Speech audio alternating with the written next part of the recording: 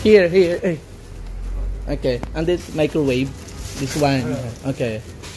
So, ayan. Di kami nakaintindihan ng tindero tayo. Pati tinanong ko lang kung ano yung laman doon sa shop. Hindi niya rin nag-gets. So, ayun. Yun na lang siya. So, nasa ministat nga ako.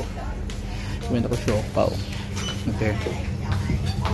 Siopaw nila, walang sauce. At di ko maintindihan. Di ko alam kung anong lasa. Yun lang. Update. Buti na lang pauwi na kami ngayon. At sobrang ulan. Nag-ibag yun. Paloka. Hindi pa. Grabe talaga.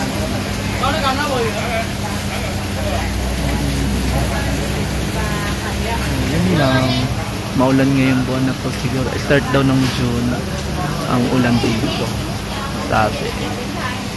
Kaninang init naman tapos sabay ulan. Kami. Ayan. Gala.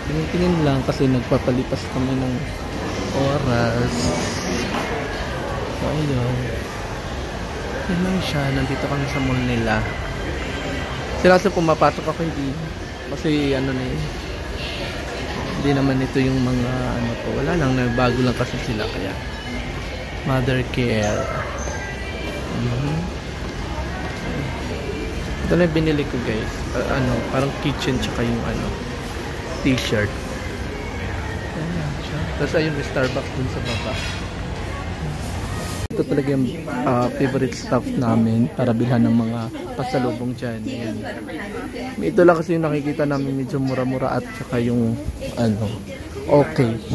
Wala kasi mas malapit na like grocery store, yung kagaya sa Singapore, sa Brunei. Meron ka mabibili dito. Ito lang, ganito lang siya. Yun yung mga na mabili mo talaga. Mga grocery store. Medyo affordable price.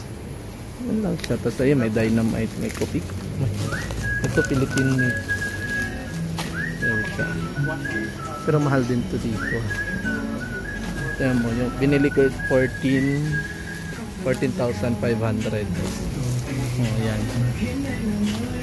So, dito din, may mga ganyan na ayan. 25K. Ito pa siya pinapay. Diba?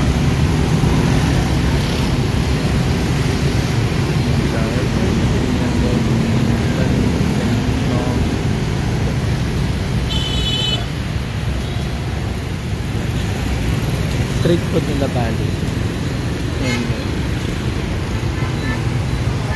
Sarap naman daw yun. Pero kumain kasi ako, ayoko na. Ayoko na.